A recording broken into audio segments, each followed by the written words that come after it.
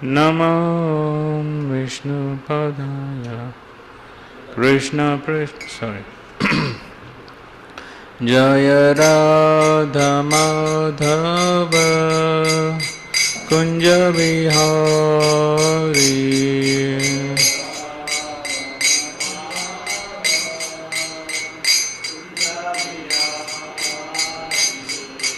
Gopi Jana Vallabha Girivaradhari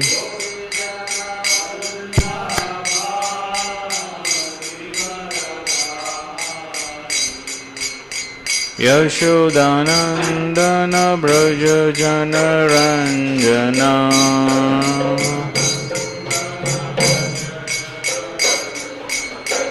Yashodanandana Braja Jana Ranjana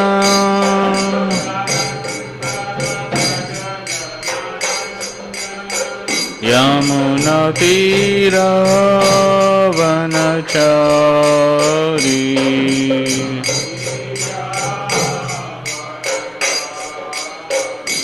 Jaya Radha Madhava Kunja Bihari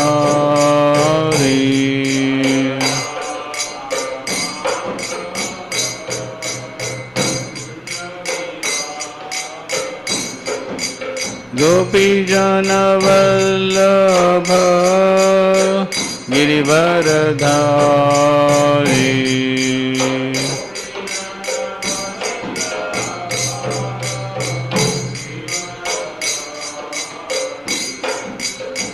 Yashodanandana Braja Jana Ranjana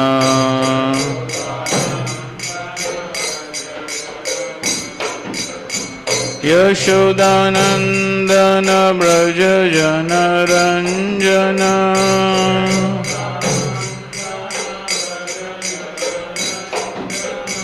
Yamuna Tira Vanachari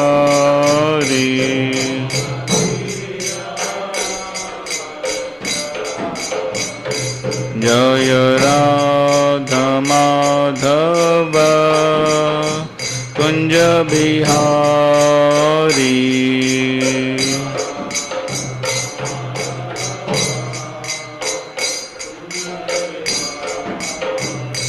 Jaya Radha Madhava Kunja Bihari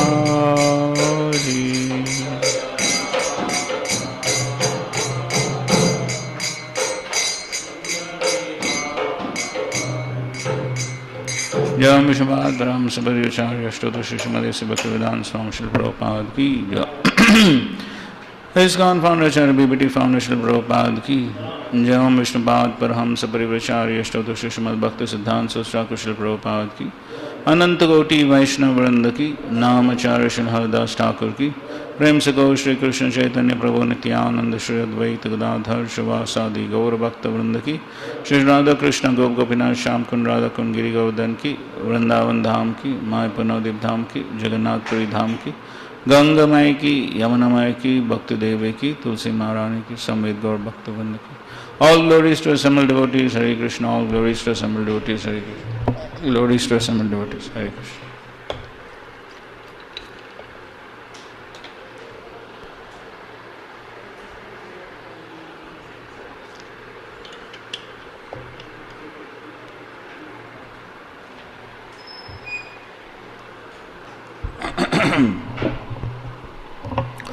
Om Namo Bhagavate Vasudevaya.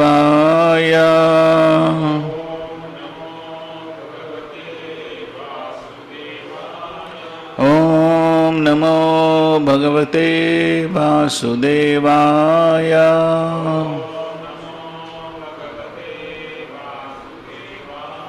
Om Namo Bhagavate Vasudevaya.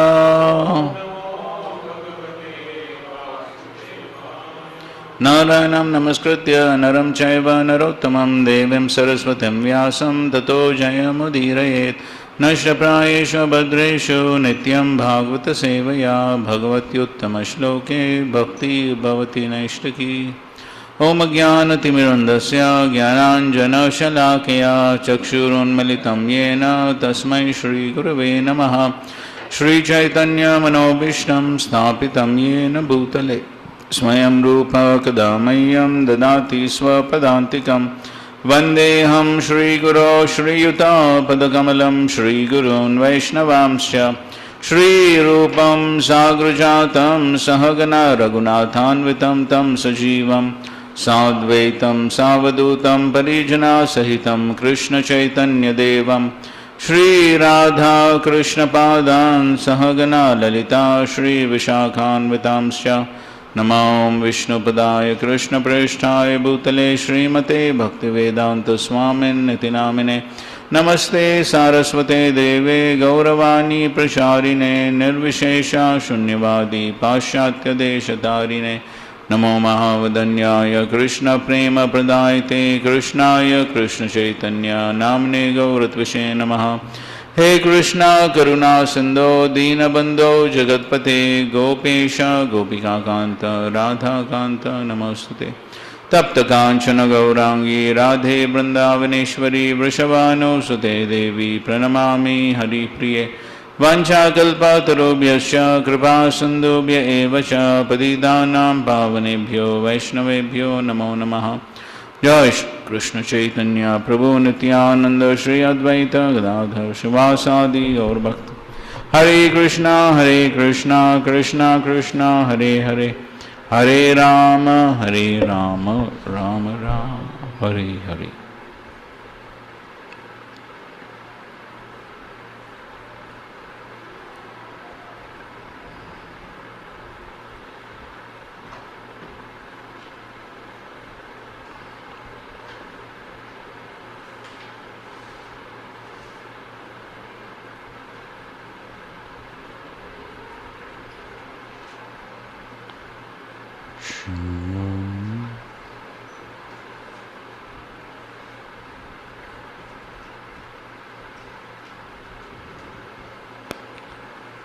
Okay, chapter 26,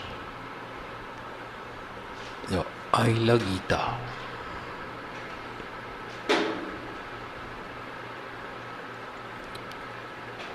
Okay, first verse.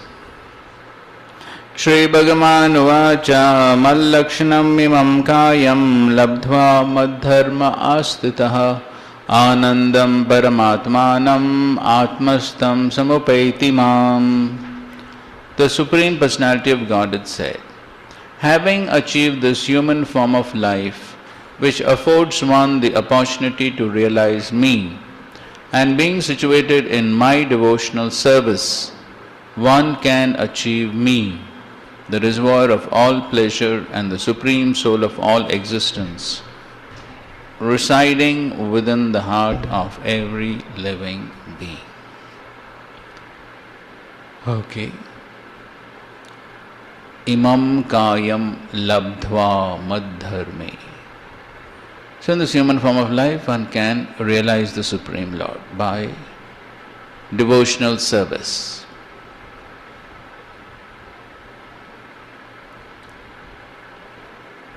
So purport, because of bad association, even those who are spiritually liberated may fall down from self-realization. Within the material world, the association of women is especially dangerous, and therefore in this chapter the Aila Gita is spoken to prevent such a fall down. One can be saved from sex attraction by association with saintly persons who awaken one's real spiritual intelligence. Therefore Lord Krishna will speak to Uddhav the amazing song of Pururava, also known as the Aila Gita. So Vishnu Chakragur says, in the 26th chapter, Krishna informs Uddhav that association with women causes bewilderment and association with devotees causes enlightenment by telling the story of Aila.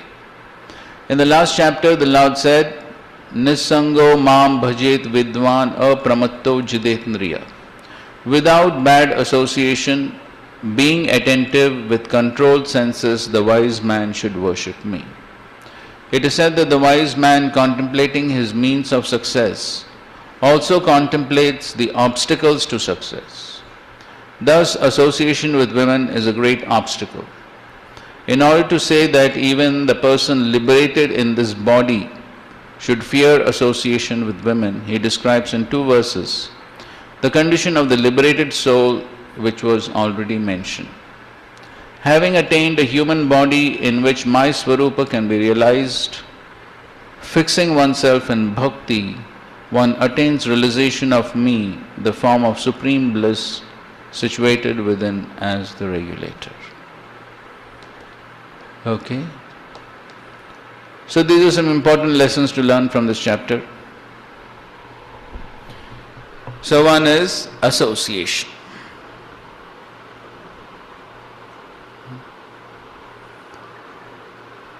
So as he says, the wise man contemplates his means of success and also contemplates the obstacles to success. So at this point we were discussing, I think so, some time back.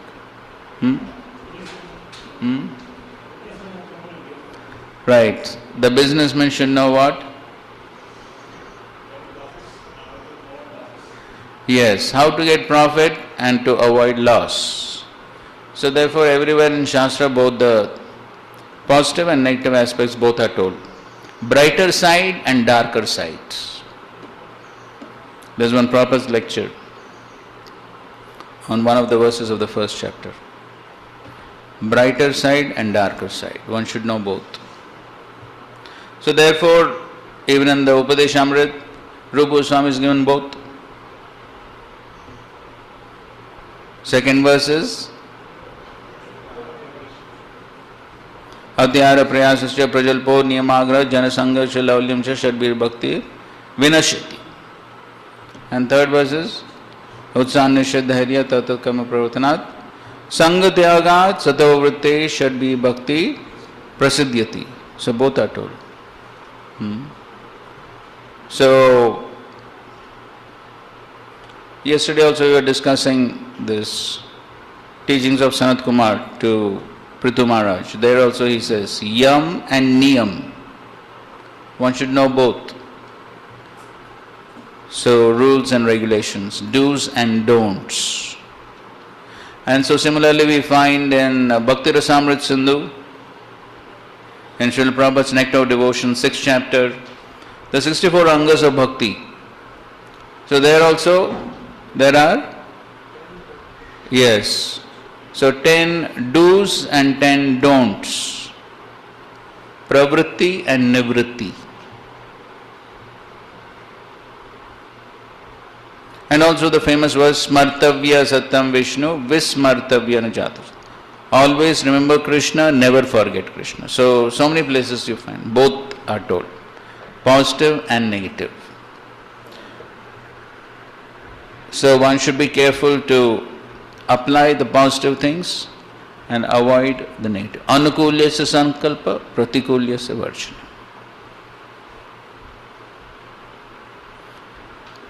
So one follows the positive things, but one is not careful to avoid the negative things or those that are not conducive for progress, then one's progress will be checked. So here one of the important lessons is association, which Rupa Goswami also repeats both in the 2nd and the 3rd verses. And we know the well-known verse, Asat Santyag E Vaishnavachar. आगे क्या? Sri Sangi Ega Sadhu Krishna Bhakta. So 2 types of asatsang, Sri Sangi and Krishna Abhakta.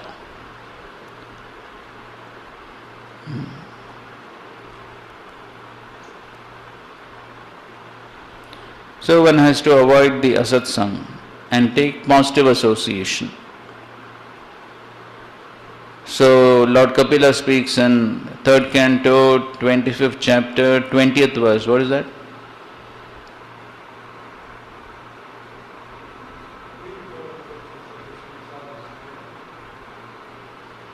Well-known verse. Prasangam ajaram pasham atmano kavayo vidu sa eva sadhushu krito mokshadvaram apavrita. So that verse is basically talking about this. So one should give up the asatsang, which is like pasham, which is like the cause of bondage, and one should take association of the sadhus, then the doors to liberation will be open.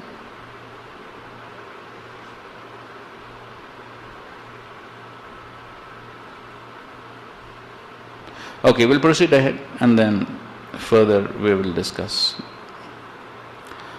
Okay, second verse.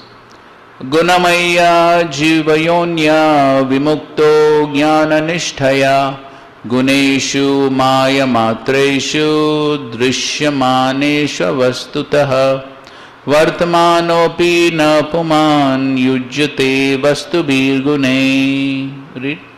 A person fixed in transcendental knowledge is freed from conditioned life by giving up his false identification with the products of material modes of nature.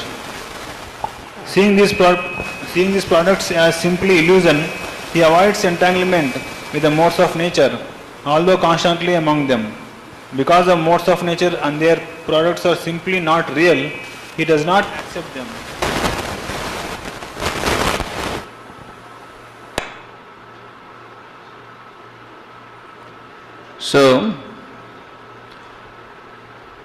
So here is describing what a person fixed in knowledge does.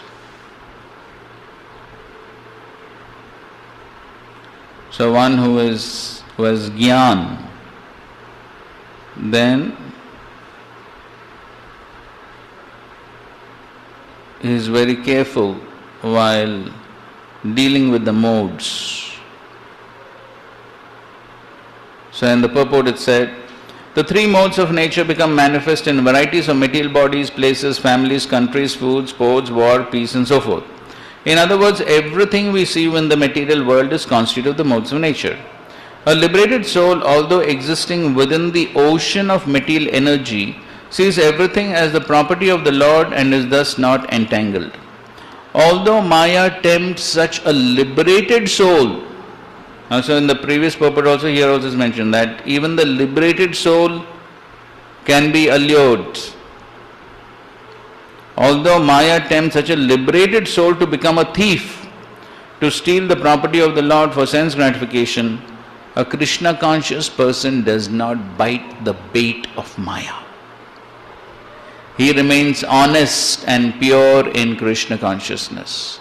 In other words, he does not believe that anything within the universe can become his personal property for sense gratification, especially the illusory form of a woman. In one lecture, Srila Prabhupada says, so the woman should be seen as gopis to be enjoyed only by Krishna. So if one has that vision, there is no problem.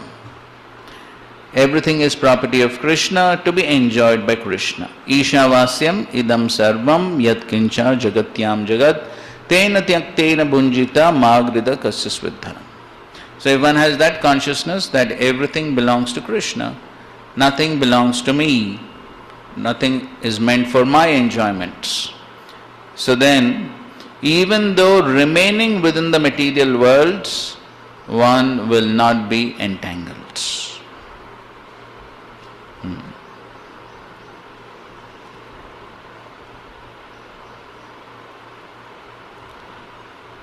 So then one can use everything in the Lord's service.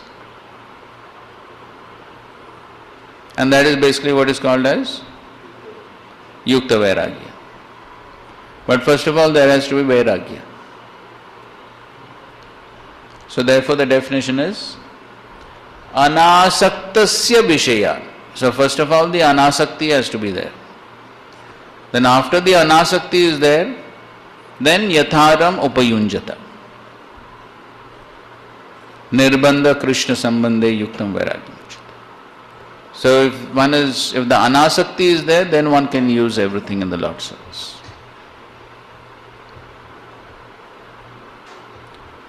So in some previous class, I think so, we did discuss about Sanatana Goswami and the touchstone. Correct? So why Sanatana Goswami kept the Paras money in the dustbin? To set an example for neophytes. What example?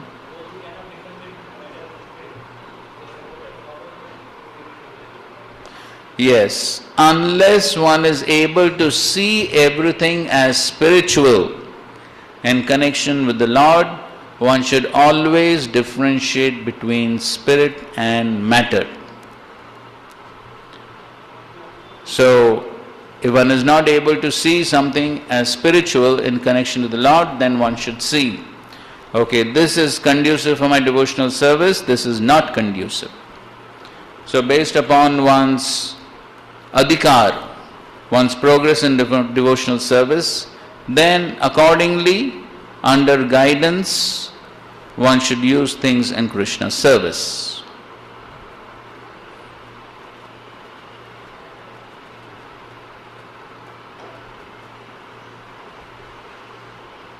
So that is the point he is making here.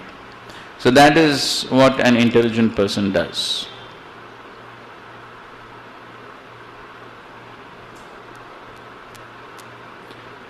So seeing these products, the products of Maya basically, as simply illusion, he avoids entanglement with the modes of nature, although constantly among them.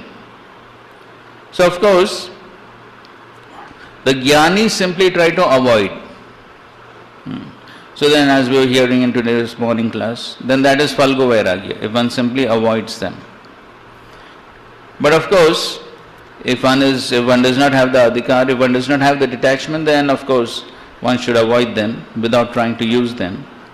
But a devotee, according to his adhikar, then he uses them in the Lord's service and he remains detached. So he understands that all of them are avastubi, unreal, in the sense that they're temporary, illusory, and so therefore he tries to use them yatharam upayunjata, as it is possible, he tries to use, or else he tries to avoid.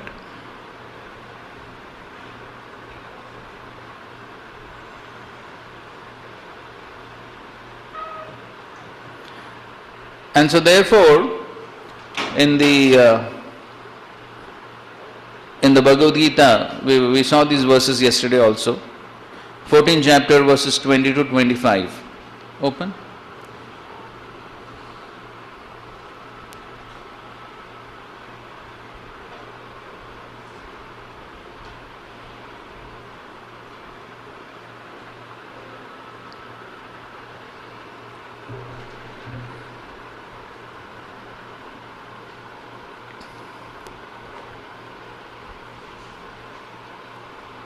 (22)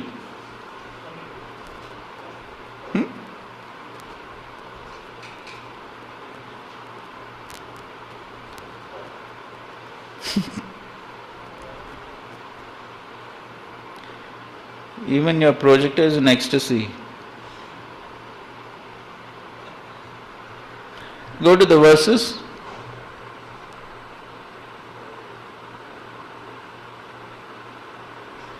Prakasham cha pravrittim cha moham eva cha pandava.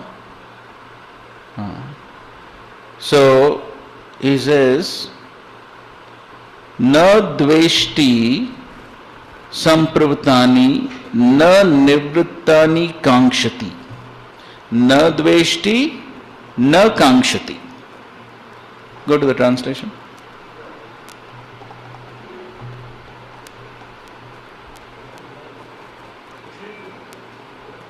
ठीक है, छोड़ दो, वो बाद में कर सकता, अभी क्या करेंगे.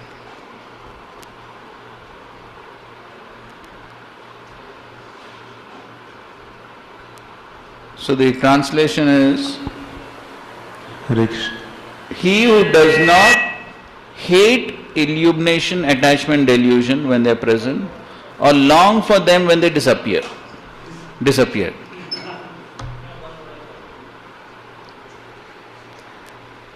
So, na dveshti, na kankshati.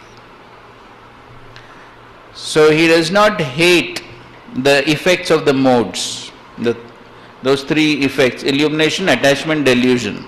They are symptoms of Sattvagun, Rajagun, Tamagun. So he does not hate them nor hanker for them. So that is what one who is free from the modes. These are the symptoms of one who is free from the modes. So he does not hate nor is he attached, nor does he hanker for them. So in the purport, Srila Prabhupada says, go to the purport.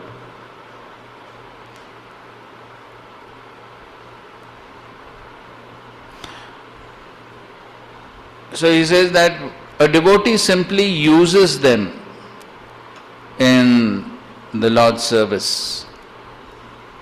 He does not hate nor hanker. So when in these verses Krishna first indicates that a person transcendently situated has no envy.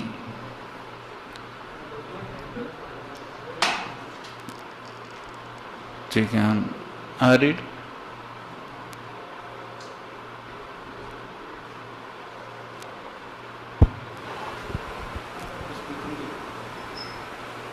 In these verses, Krishna first indicates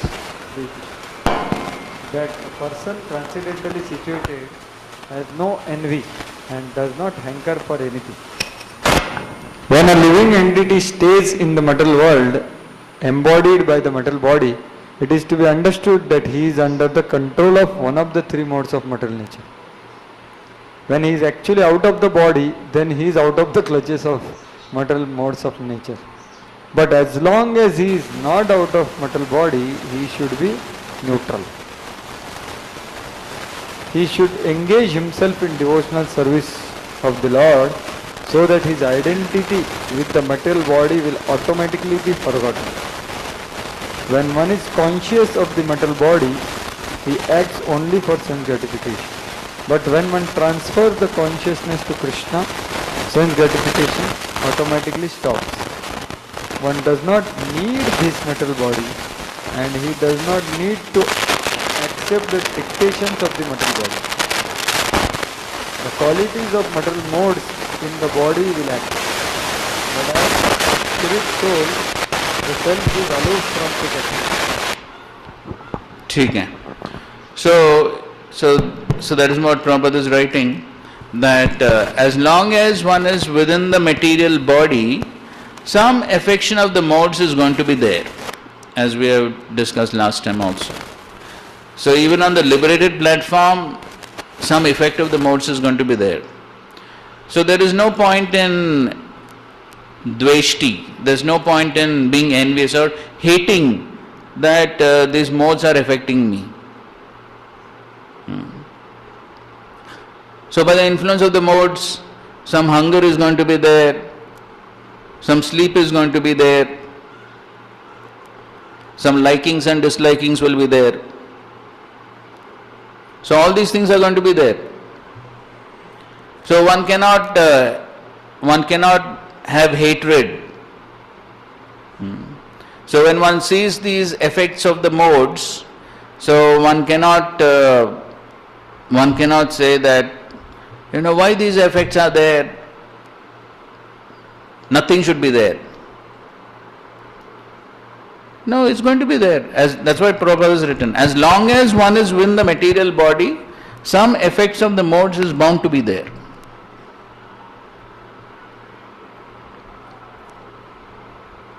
So therefore, even amongst devotees, there are likings and dislikings. Correct? So we find even among even Srila Prabhupada had his own likings and dislikings.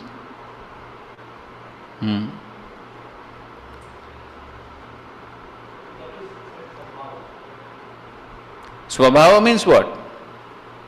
Swabhava is influence of modes. So it is said that Srila Prabhupada liked which color?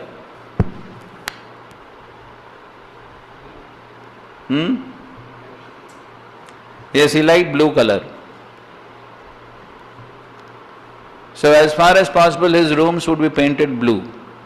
You have seen in the videos? You see Prabhupada's video is in Los Angeles. Yes, blue. You see his rooms in Calcutta, it's blue.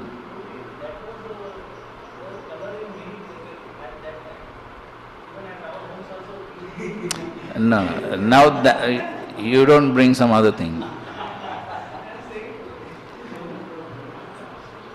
If you want, you go and ask Shrutagiti Prabhu. So that was Prabhupada's favorite color. And similarly, he had his favorite eating items, kachori and laddu.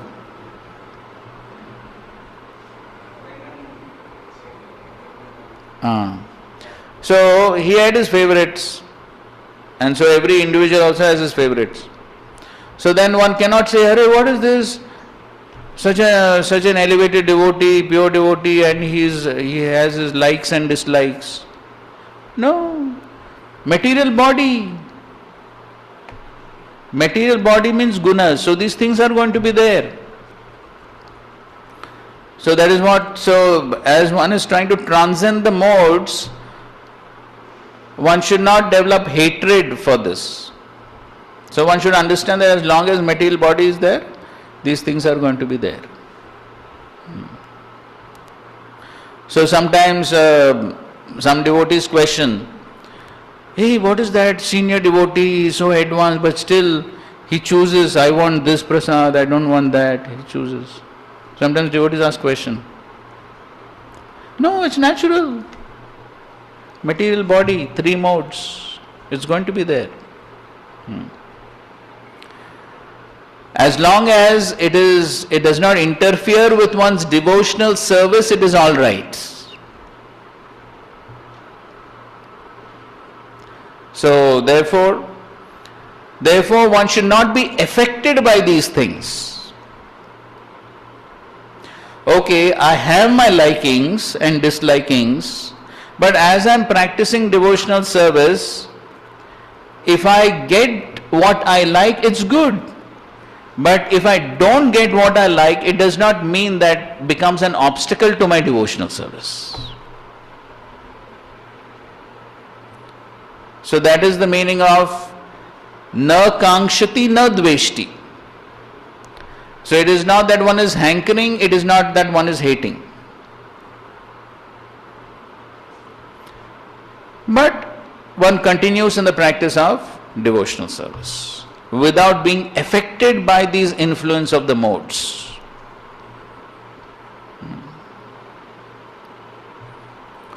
So that is an important point that is being discussed here. Prabhuji, query? Wait, we'll take one by one. Yes, Sriram. No, you have to use the mic, otherwise those online will not be able Hare to Krishna. hear. The same goes with even the anarthas, Prabhuji, lust and all those. Lust. So what do you mean? Just like there is likings, dislikings and this and all, some hatred and all. Like that, even lust, pride, greed, even that also that also comes in this same understanding. As long as the material body is there, these things will be there, but still we should not get affected. Is it the same thing? Well, as Narottam Das Thakur says, they can be dovetailed in Krishna service. How Kama can be dovetailed? Krishna Karma Arpane and Krodha Bhakta Dveshi Jane. So like that, all of them can be dovetailed in Krishna service. So yes, one may say that it's not possible to get rid of them totally. Okay, fine. But they can be dovetailed in Krishna service. And in that way they can be purified. Chicken. What do you have to say? To ask, what is the limit for this? Limit for what? Like somebody eats more, somebody likes some item, somebody sleeps in a certain way, somebody talks in a certain way. So means it can be trained to some extent, but it cannot be forced. Yeah, so the underlying principle is anukulyasa sankalpa, pratikulyasa varjana. That is the principle. So if something is conducive to devotional service, fine. No, if something is not conducive to devotional service, then one has to make the necessary changes. No. For example, if one is hot-tempered, one becomes angry. That is swabhav, right? That is swabhav. Essentially, it is due to influence of rajogun. But if one has that nature and that is causing problems in relationships with the devotees, in pleasing the devotees, in devotional progress, then one cannot say that, well, this is my nature, what to do? No, then one has to make changes. Similarly, if you're talking about eating, so if one has a habit or one has the tendency to eat more, and if that is causing an obstacle in one's devotional service, then one has to make the necessary changes. So, as Srila Prabhupada said, okay, Bhima is known as Brikodara. So he would eat a lot, but then he would perform work also like that. So the point is that yes, one may have one's different natures according to the influence of the modes, but if it is not conducive to devotional service, one has to make the changes. So just like if if I like kachoris, but if I say that no, every day in the prasad there must be kachoris, otherwise I cannot practice devotional service, then that's a problem, isn't it? So if I get, well and good. If I don't get, well and good. So that is the meaning of na dveshti na kankshati.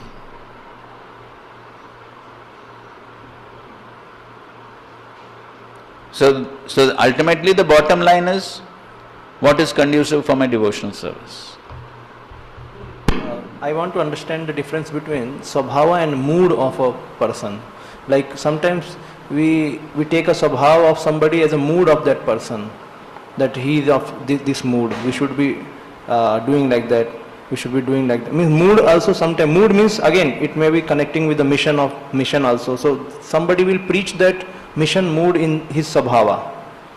So how to understand that way? See,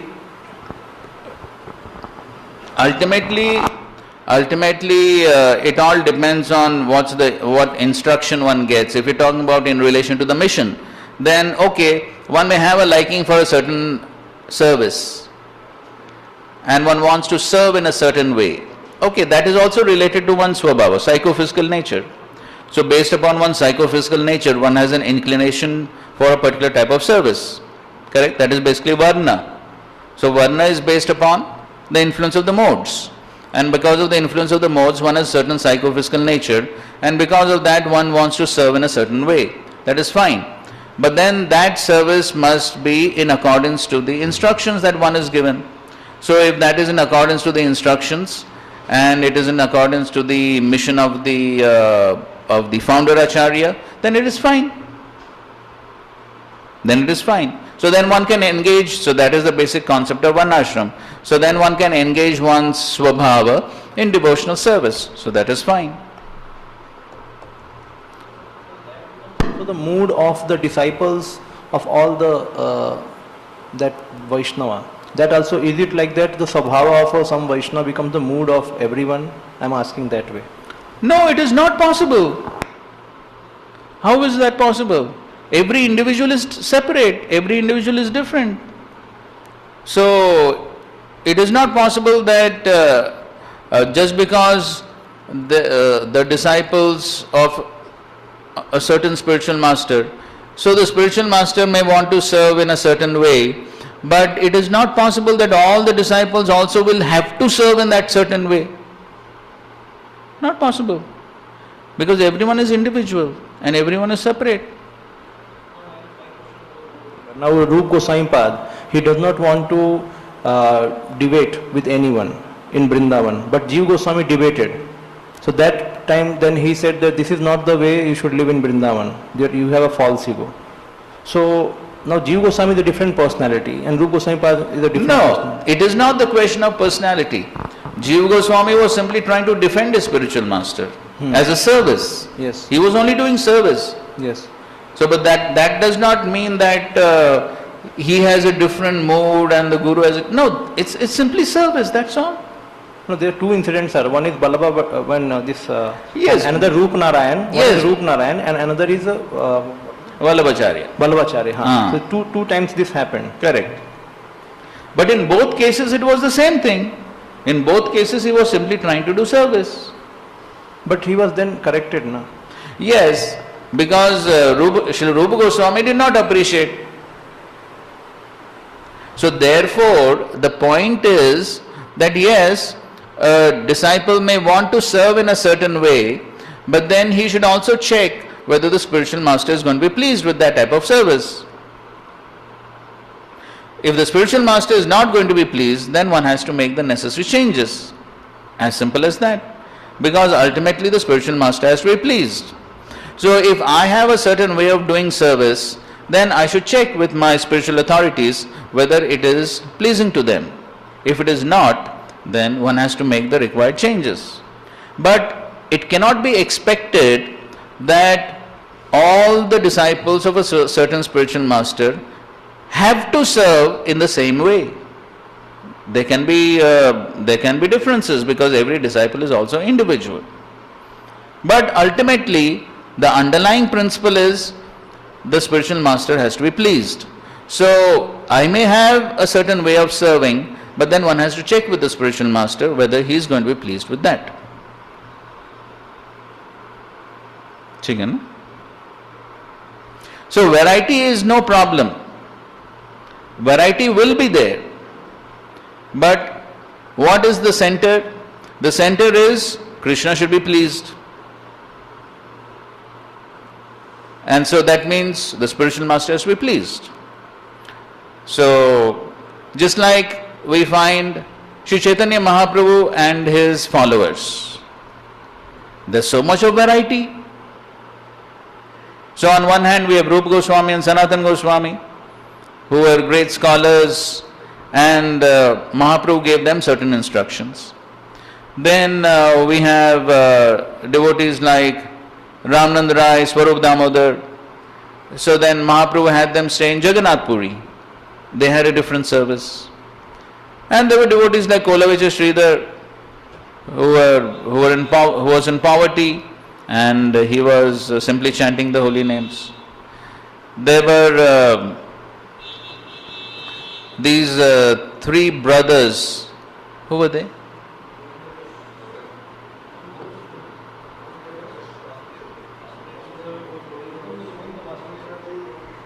Whom Sri Chaitanya Mahaprabhu gave three different services.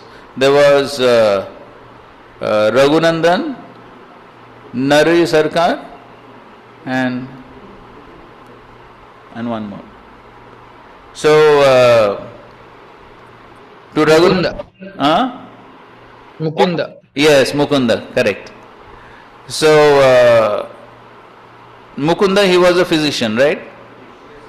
A royal physician. So then Mahaprabhu told him that he can become a grihastha and he can do that service. And then Raghunandan, he told that he should serve the deities. And then Narari Sarkar, what? He should preach. He should preach, right. So we find that Mahaprabhu gave different instructions to different people. So therefore, it cannot be expected that everyone will serve in the same way, because because material body is there, by the influence of the modes, there is going to be different natures, different swabhavas, and different likings for different services. That variety has to be there. It will be there. But then, it should be aligned with the desires of the spiritual master. So ultimately, spiritual master and Krishna have to be pleased. So when Krishna is in the center, then everything falls in place. Okay? Swabhava Vijaya Sauryam, which we heard in last our Bhaktivedanta's chapters. So Swabhava, real Sauryam victory is to conquer one's Swabhava. There it is mentioned by Krishna himself to Uddhava. So that means bad Swabhava, because this we cannot win over. Yes, so that you are referring to in terms of what cannot be engaged in Krishna service. Then that has to be given up. So Prabhuji, you said two things, Anukulya Sankalpa and then Guru should be pleased. Yes. These two things you see and then go ahead. Yes. And in spiritual world also people have Swabhava. So that Swabhava is according to Krishna's liking, or that is also according to individual liking? Well, in the spiritual world, of course, there is no influence of the three material modes. But there must be some Swabhava, like this Madhu Mangal eats lot of laddus. In the spiritual world, everything is for Krishna's pleasure. All the variety is simply for Krishna's pleasure. So of course, there everything is on the spiritual platform, and Krishna wants variety for his enjoyment, and so everyone acts in a way that Krishna is pleased. So the variety in the spiritual world is also for Krishna's pleasure. The variety in the material world is due to the influence of three modes, and essentially it all comes about because of the jiva's desires. Jiva has desires, then based upon that everyone has different types of bodies and all that. So, but in the spiritual world there is no influence of material modes, and so therefore the entire spiritual world is orchestrated in a way that Krishna is pleased. So Krishna loves variety. So we love variety, right? We love variety because Krishna loves variety. So Krishna loves variety, and therefore he has his devotees acting in different ways so that ultimately he is pleased. Okay, I think so online somebody wanted to say something. Prabhuji, I had a query that this na sochati na kankshati, how can we connect this with Trinadapi Sunichena, then Kirtaniya Sadahari, Amanina Mana Dena? I'm trying to, relate this to, na sochati na kankshati. Right, so we understand that this being humble, tolerant, so that is going to please Krishna, and so one has to try to act in that way, even though it may not be natural for me. So then as an austerity one has to try. So one cannot say it is my nature to be arrogant, and therefore I will act in that way only, and you cannot question.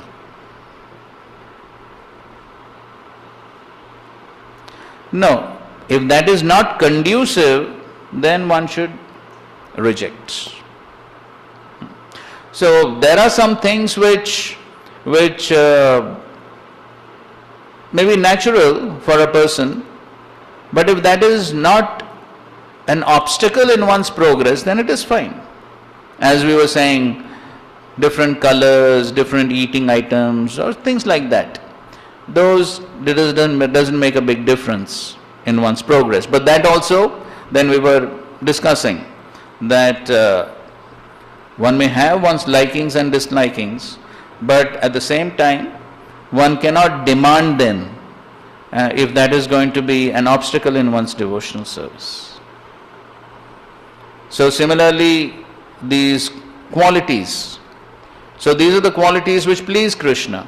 So definitely one has to try to cultivate them, even though they may not be in accordance to my nature. All right? So when we are trying to, overcome our lower nature, then only we can be amanina mana and then kirtanya sadahari. Yeah, obviously. Obviously. Thank you, Prabhuji. Thank you. Hare Krishna. Okay, fine, let's proceed. Third verse. Sangam na kuryat asatam shishnodara tripam kvachit tasyanugastamasyande patati andhanugandhavat. One should never associate with materialists, those dedicated to gratifying their genitals and bellies. By following them, one falls into the deepest pit of darkness, just like a blind man who follows another blind man. Yes, so this is about association. So one should not associate with those. Sangam na kuryat asatam shishna udara tripam kvachit at any time.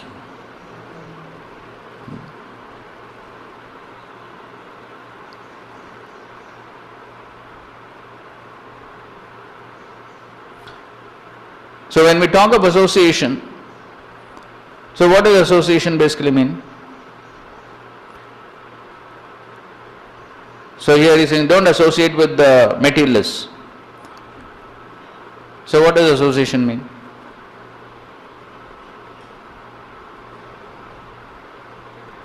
It's not physical, but it is meant of changing of our our heart, or especially the thoughts. So it affecting the thoughts means we are changing we are associating with the person. Okay, fine. So if we are being influenced by the thoughts, that is association. Any other points? Opening our heart. Okay, opening the heart surgery. So okay, sharing one's thoughts and okay, fine. Instead of following the instruction guideline given by the Guru Sadhu Shastra, giving priority for their opinion, their lifestyle, their thought process, that better to go on materialistic, better to develop materialistic way of life on external and internal level. Okay, similar point, being influenced by their thought process. What is the key word there? You are saying something? What is the key word in association? Shraddha. Rupa Goswami is saying, fourth verse of the Nectar of Instruction.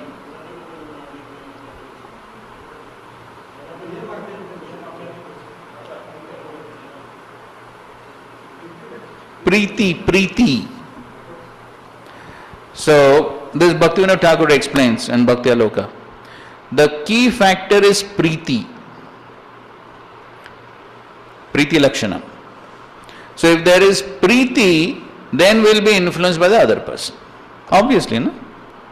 If there is some affection, then whatever the person does and whatever the person says will be influenced. When there is Preeti, we take that person seriously.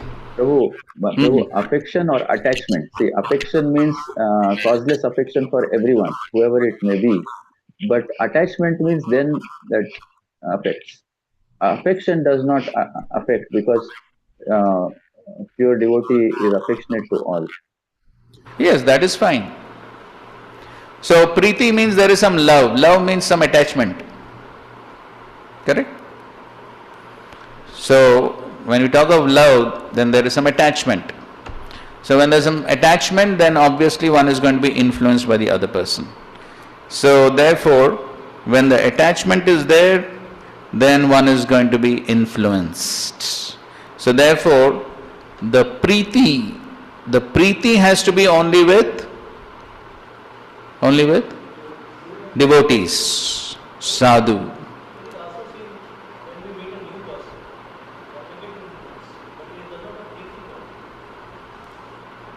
When you meet a new person, the devotee gets influenced by the...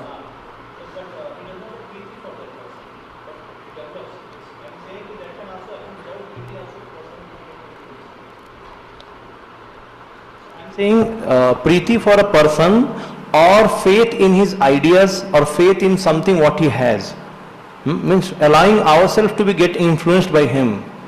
So preeti is, means surely it's a little more advanced stage, like a See, if you meet a new person for the first time and he says something, how will you take it seriously? no, but one starts thinking about it. One starts thinking, okay, this person said something. So then you start working upon that thing. So he may not have preeti, but his ideas were taken. It may happen. Okay, you may take his ideas, but how seriously will you take? How seriously you will take depends upon the relationship, no? Sometimes. If somebody is a totally new person, there is no relationship, why will you take his ideas seriously? Like gentleman, okay. Said something. Good. Okay. Huh? Prabhupada's first meeting with Bhaktisiddhanta Thakur, but who was Bhaktisiddhanta? So that's a different story. When person is highly means influential, people get affected even without preeti also, because he is highly influential. It may also happen. Okay, the very fact that he is highly influential means there is some preeti. For you it is highly influential. Then it is preeti. That is what, no? It might be highly influential, it doesn't matter. Exactly, that is the point. So if that person is influential to me means there is some relationship, no? That is why he is influential to me. Something he has. So that is whatever it is, the point is the relationship is there, therefore we take the other person seriously. So otherwise one does not take the other person. One may give some thought to the other person's words or whatever, but one cannot take the other person seriously unless there is some preeti. No, like Ajamila, when he saw the prostitute, in beginning he did not have preeti, but because seeing the act he started controlling his mind. But again he had a preeti for such kind of activity in previous life, means whatever, lust, anger. Okay, so basically yes, so there is preeti for sense gratification. So that can be there, and then he attained that person and then started developing. So I am saying it's not exactly like a person also. Maybe sometimes his one's desire to enjoy something, that preeti is found in some person, then he got attracted to him. Like it may happen like that. So basically there has to be either for the person or for his activities or for the things, whatever it may be, there has to be some affection, attachment basically. Then only the relationship develops. So basically association means there has to be that. And so therefore that has to be only for the devotees, not for the materialists. If it is for materialists... Prabhu, here one question is, especially in family life, say, parents or wife or husband, they are not Krishna conscious. Now, preeti will be there. Now, preeti in the sense, affection will be there, but oh my God, he does not know. So, compassion comes in. But the affection will not go. Should not go. Yes, that is correct. Srila Prabhupada writes in Bhagavad Gita, 13th chapter, verses 8 to 12. There is that beautiful purport where Srila Prabhupada writes that, yes, there can be affection for family members, but not attachments. And that is the same point which Maharani Kunti speaks about. Okay, since you have brought this point up, now we will read some amazing statements which Srila Prabhupada has given in that purport. So, you open first canto, 8th chapter, verses 41.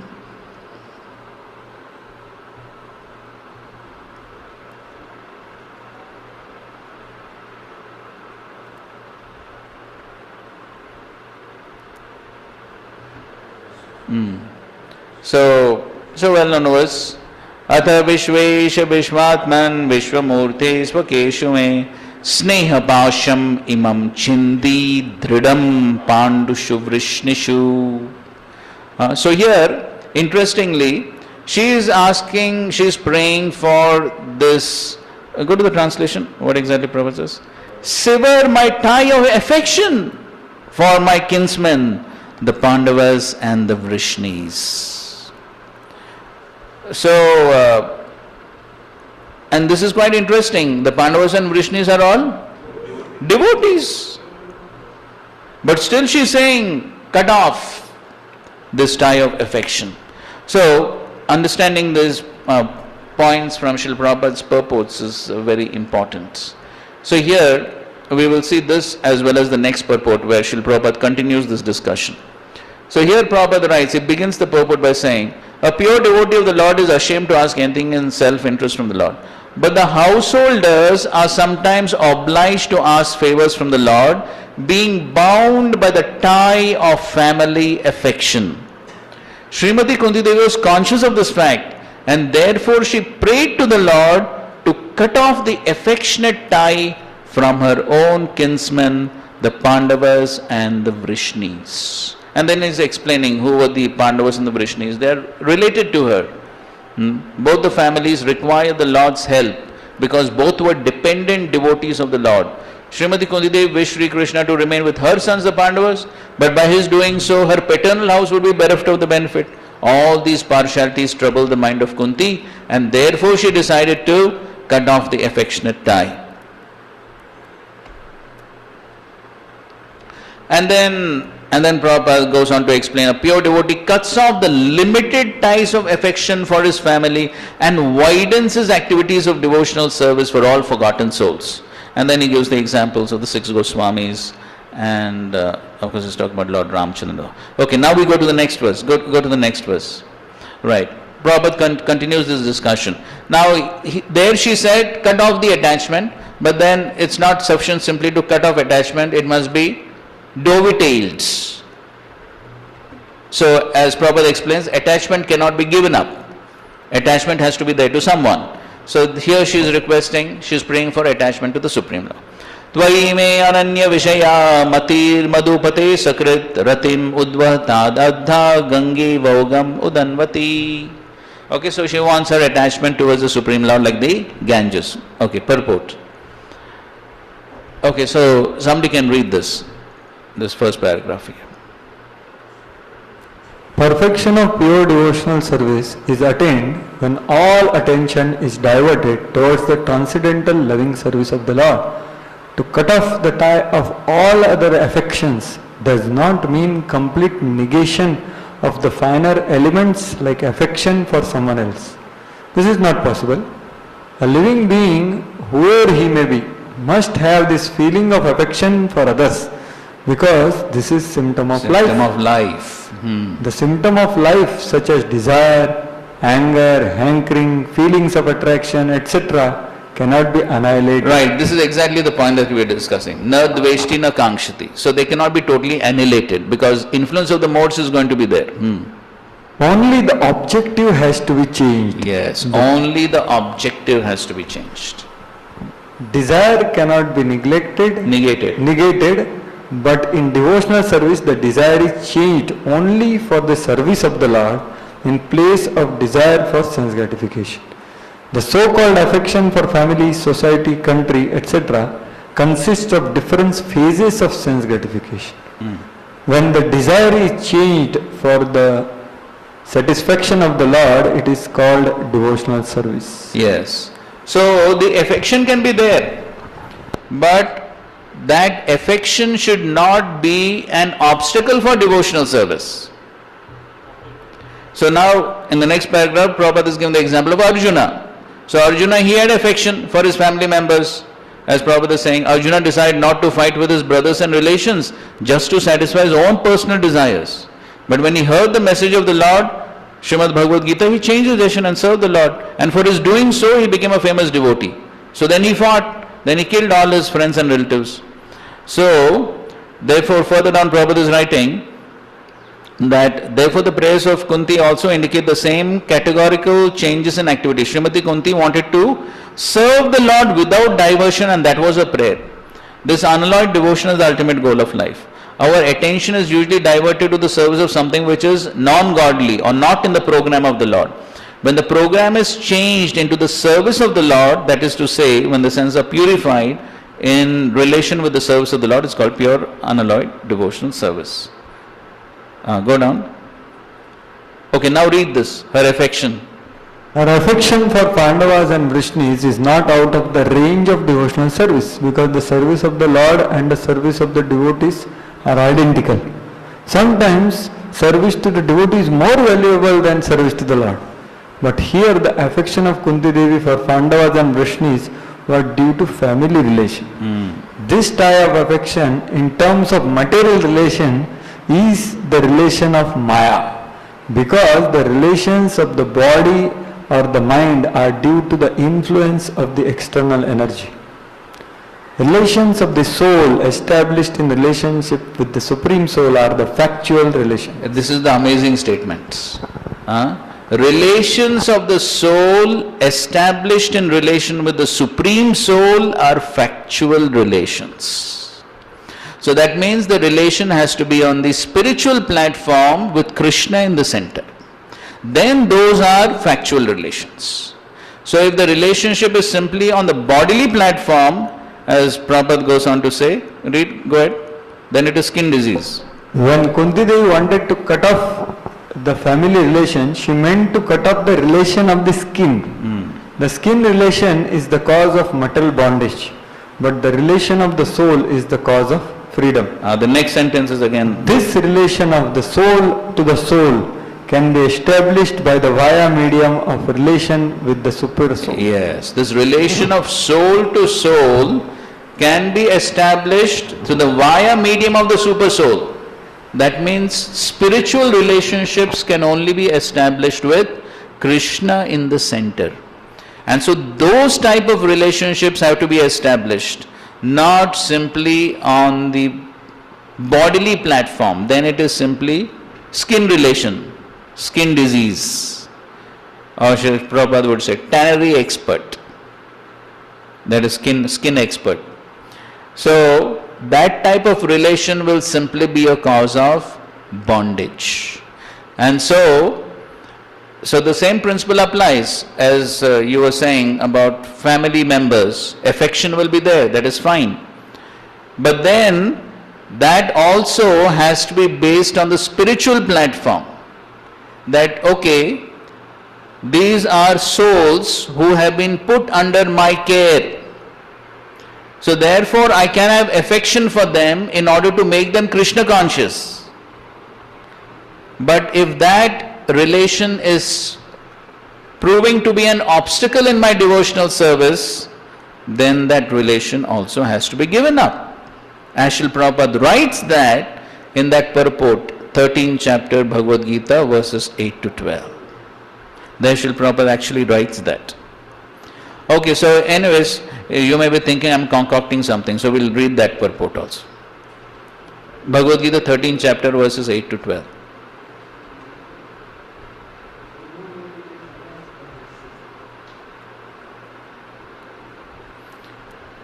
So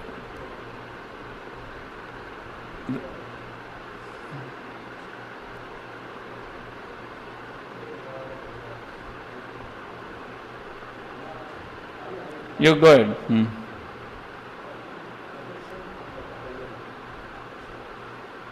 Here. Now you read this part. As far as detachment from children, wife and home, it is not meant that one should have no feeling for these. They are natural objects of affection. But when they are not favorable to spiritual progress, then they should not be. Then one should not be attached to them. The best process for making the home pleasant in Krishna consciousness is the home pleasant is Krishna consciousness. If one is in full Krishna consciousness, he can make his home very happy, because this process of Krishna consciousness is very easy. one need to chant Hare Krishna, Krishna, Krishna, Hare Hare, Hare Rama, Rama Rama, Hare Hare. Accept remnants of foodstuffs offered to Krishna. Have some discussion on books like Bhagavad Gita and Srimad Bhagavatam and engage oneself in deity worship. These four things will make one happy. One should train the members of his family in this way. The family members can sit down morning and evening and chant together Hare Krishna, Krishna Krishna, Hare Hare, Hare Rama, Rama Rama, Hare Hare. If one can mold his family life in this way to develop Krishna consciousness, following these four principles, then there is no need to change from family life to renounced life. But if it is not congenial, not favorable for spiritual advancement, then family life should be abandoned. One must sacrifice everything to realize or serve Krishna, just as Arjuna did. Arjuna did not want to kill his family members, but when he understood that these family members were impediments to his Krishna realization, he accepted the instruction of Krishna and fought and killed them. Yes. In all cases, one should be detached from the happiness and distress of family life, because in this world one can never be fully happy or fully miserable. Yes. Okay, Prabhu?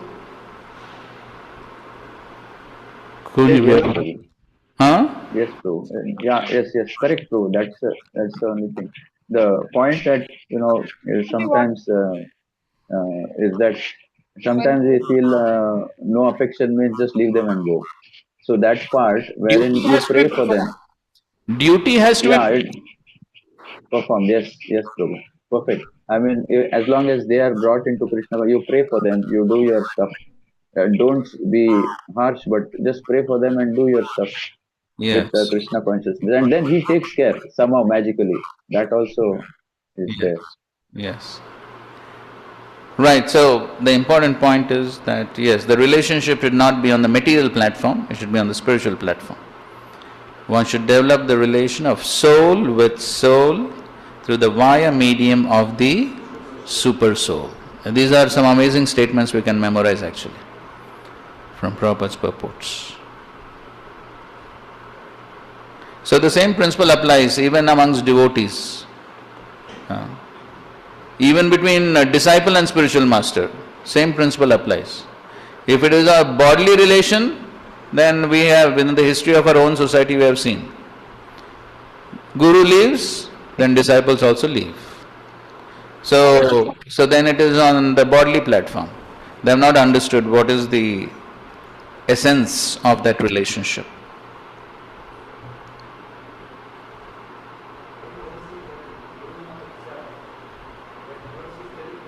Correct. Guru. Okay, fine. Yes. If they are not performing that duty of delivering the subordinates from the cycle of birth and death, yes, then they can be rejected. Yes, online, anybody has some comments on this discussion? I had a question. Wait 1 second.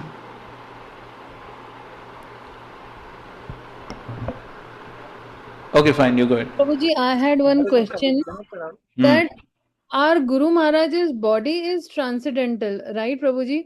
So whether we are affectionate towards that transcendental body and we actually are attracted to it because the way he's functioning, I mean, at least I used to see my father, I'm saying, Guru Maharaj Ji, that he was functioning so super fast, and I was so much attracted by this, that how can he be in one place in a day at 3-4 places.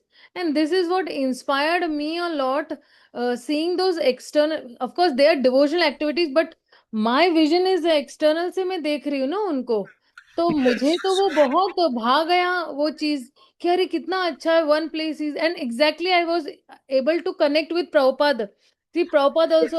So all that is fine as long as it is on the spiritual platform. So it is not just the material expertise, but it is that material expertise used in Krishna's service. So then that attraction is fine, but it cannot be simply the material expertise. Because if it is only material expertise, to give an example, so suppose you find a devotee who is very expertly, say, distributing books, or okay, fine, we'll take maybe somebody who is very expert in cooking. And suppose I'm attracted to that devotee because he's so expert in cooking. But then when he grows old, he's not able to cook.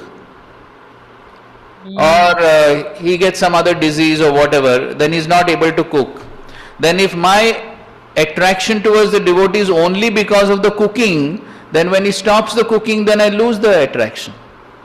Correct, Prabhuji. Yes. Now I'm getting it. Yes. Right. So therefore it cannot be simply on the material platform. Yes. And so therefore, as long as that is in connection to devotional service, then it is fine. And so that is what we have seen. So if the Guru is inspiring us in devotional service, then it is fine. But if it's simply on the material platform, then when Guru leaves, then disciples also leave. But then one has not understood the purpose. Yeah, mood and mission नहीं समझा है हम लोगों ने. So that's the. We have heard Prabhupada saying also, the devotees who are preaching or advancing in Krishna consciousness, Krishna gives them spiritual opulence. So there are two things he compares, like Hiranyakashipu have material opulence, which Krishna takes away. Spiritual opulence he does not take away.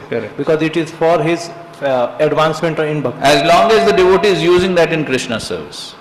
So now this is spiritual opulence. Now again, sometimes we may consider it's a material talent he is using in Krishna service, or it's a spiritual opulence using in Krishna service. What is that difference? Is it the material opulence or is it spiritual opulence? Or is simply difference that is Krishna is giving, so that's why we are calling it spiritual opulence. When Maya was giving, it was called as a material opulence. Or just a difference at the use of the opulence, why we are calling it spiritual opulence. So basically, whatever be the source, ultimately everything depends on for what it is used. For example, so somebody say is, okay, we'll take the same example. Yes, like somebody is a very good YouTube speaker. Means very good. Okay, fine. So we'll take your example. So somebody is a good speaker even before he came to devotional service. Correct?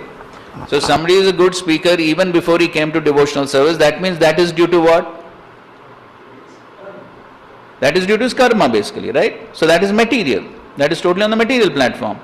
So now he can use that in Krishna service to please Krishna. So he is using that opulence in Krishna service. So when he is using the opulence in Krishna service, you can call it a spiritual opulence. You can call it. Correct. Or we also find cases where a devotee didn't have that opulence of good speaking before he came to devotional service. After he came to devotional service, by Krishna's grace he got it. But then, that time also he uses that in Krishna service. So either case, whether it came before or whether it came after, if it is used in Krishna service, that is perfection. Prabhupada says that spiritual opulence does not distract the devotees, but material opulence distracts. Is it like that? Now it depends on the devotee. That's what we are reading now, all these purports. Even on the liberated platform one can get distracted. So it depends on the devotee.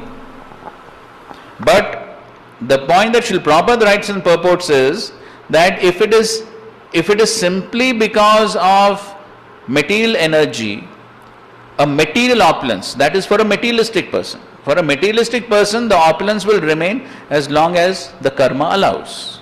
When the karma is finished, the good karma is finished, the opulence can be taken away. But if it has been given by Krishna, sanctioned by Krishna, then it will not go away simply by karma. As long as Krishna desires the devotee to have that opulence, he will have the opulence.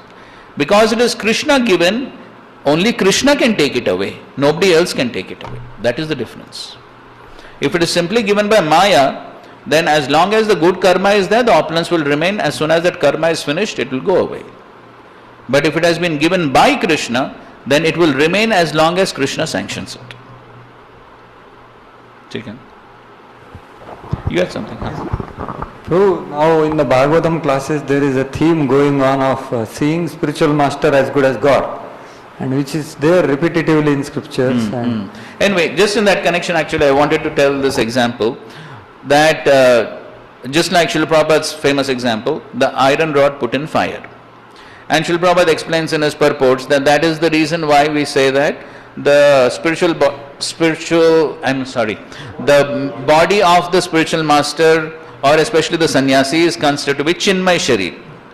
Chinmay Sharir, spiritualized body. It is not spiritual body, it is spiritualized body. And there's a difference between the two. What is the difference? The difference is the body is material, but because it is constantly and only used for Krishna's service, therefore it is considered to be spiritualized. Just like the iron rod put in fire becomes fiery. It does not become fire. It is still iron rod. It does not become fire. It is still iron rod, but it acts like fire. It acts like fire. This is very significant analogy, because if the iron rod is not in contact with the fire, then what will happen? It loses its fiery quality. Then once again it will become cold. So the same principle applies. The body is spiritualized as long as it's in contact with the Supreme Spirit. Till that point of time it is spiritualized. If the contact with the Supreme Spirit is taken away, then once again it is simply material body. So it all depends on the contact with the Supreme Spirit. So therefore, one cannot have a sentimental understanding of the spiritual master's body as being spiritual at all times. Not that the body has become spiritual. No, it is spiritualized. And it is spiritualized as long as it's in contact with the Supreme Spirit. If the spiritual master's body loses the contact with the Supreme Spirit, then it is no longer spiritualized. So then attachment to such a body is meaningless.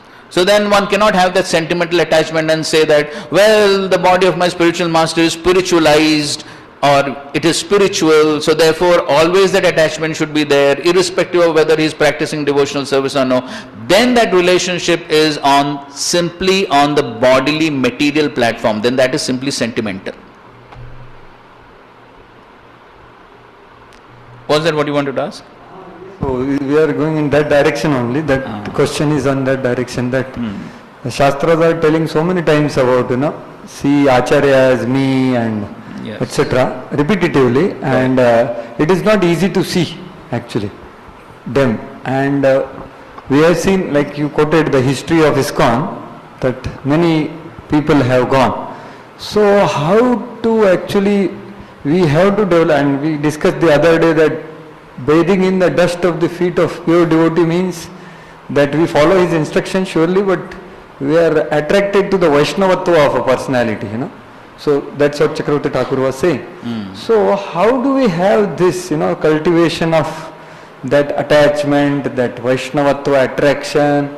At the same time, Shastra is telling, have discrimination. So how do we have these two together? I am trying to...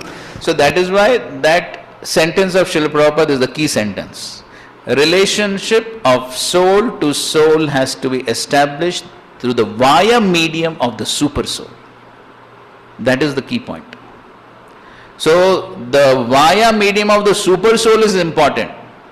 So I am attracted to that other soul as long as he is connected to super soul. If the connection with the super soul is lost, then what remains is bodily attraction or relationship on a bodily platform. So as long as the attachment to the super soul is there, then I can have that nice relationship. I can have that attachment to that soul as long as that connection with the super soul is there. But if that connection to the super soul is gone, then how can I continue to have that attachment? I can have affection at the most and try to help the person, but I cannot have attachment, because then that attachment will simply be on the bodily platform. So therefore, it cannot be on a sentimental platform. The connection has to be through the via medium of the super soul. That is the important point. Prabhuji, I also want... Wait, one second. Here our Samarpan Go Prabhu is asking. Sure, Prabhuji. So, yes, Prabhu, that what it means, because see, I can take some names now, with all respects I am taking names, because they have done great service. Maybe better not to. In Russia, what happened, right, thousands of...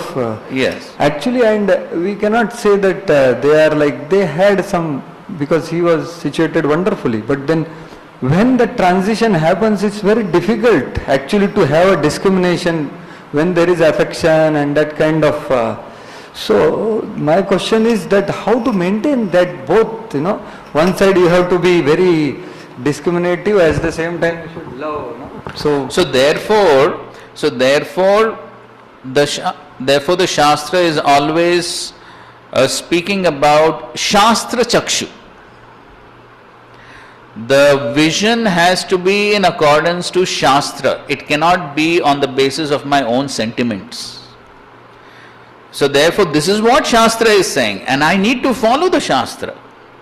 So the Shastra is saying, you see the relationship in connection with the Super Soul, in connection with the Supreme Lord.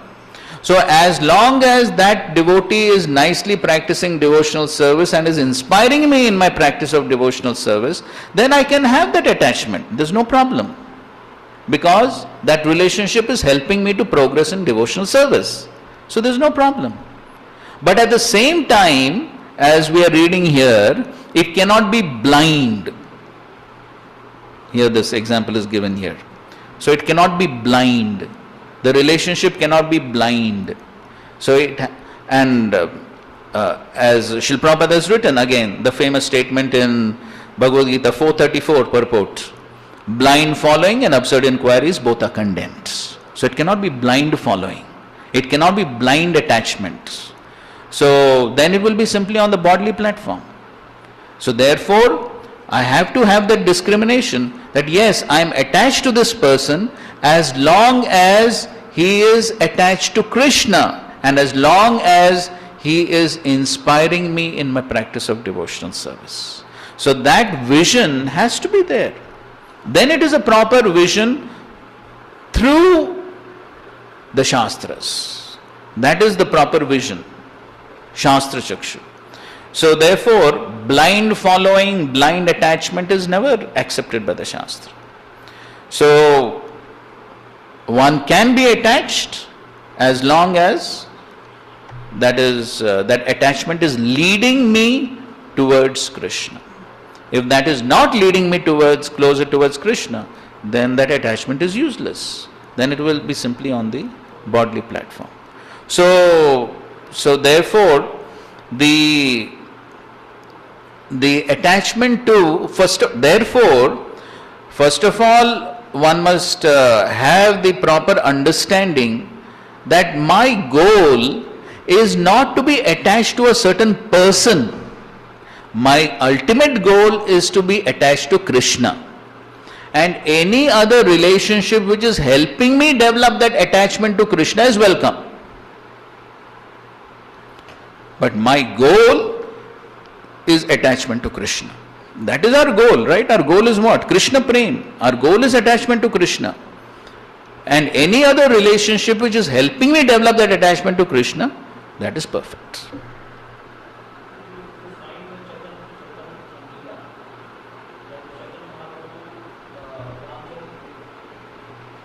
Yes, okay. So you are giving the example of Ramchandra Puri. Fine. Yes. So Ramchandra Puri, as long as he was a wonderful disciple of Madhavendra Puri, fine. But then when he began to deviate, then obviously all the other Vaishnavas, they gave up that relationship. Yes. Actually, we saw that Chaitanya Mahaprabhu, after he knew also that he has already given up his spiritual master, or spiritual master rejected him, still he said that whatever he is saying is for my benefit. And then he accepted, and he did not say also anything. He just accepted him, everything, and all Vaishnavas, they were not happy. But Chaitanya Mahaprabhu was showing. In the similar way, we see the Gadadhar Pandit, when this Vallabhacharya wanted to show some poetry, he wanted to say, and nobody was listening, but he was listening to, he was quite pressurized, and he somehow listened to him. So that time we find like attachment to culture, attachment to respect, that happens, and where it sometimes bars this philosophical aspect in our life. Okay, fine. So you see, Ramchandra Puri, Mahaprabhu accepted the fact that okay, he is criticizing my eating, so I'll reduce my eating as a sannyasi. Did he follow his philosophy? There was a philosophical deviation, right? He was telling his spiritual master, be attached to Brahman, impersonal Brahman. So whatever it is, so did he follow the philosophy? No, he didn't follow the philosophy. That reducing eating part, that Mahaprabhu is accepting, because on one hand it's being humble, because his elder, his Guru's god brother. So Guru's god brother, so he's showing that respect, and so as in humility he is accepting that instruction, and anyway that is conducive for sannyas. So that is not going against his sannyas dharma, or it is not going against devotional service. So therefore that much part is accepting, but he never changed his philosophy. So therefore one has to see everything in proper perspective. Or Gadadhar Pandit also, fine, he is showing again the same principle. He is showing respect to this nice Vaishnava, again senior Vaishnava.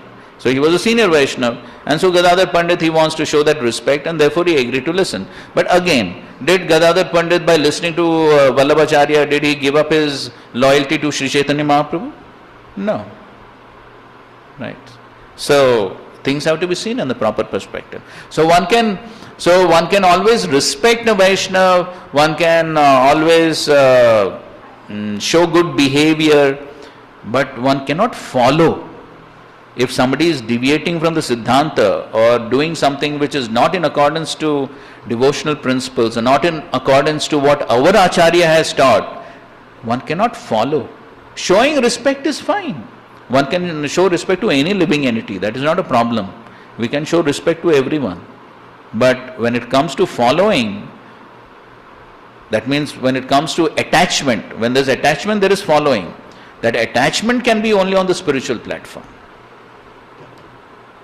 Okay, online someone wanted. Okay, one second. Okay, someone. Just same thing, just clarifying further.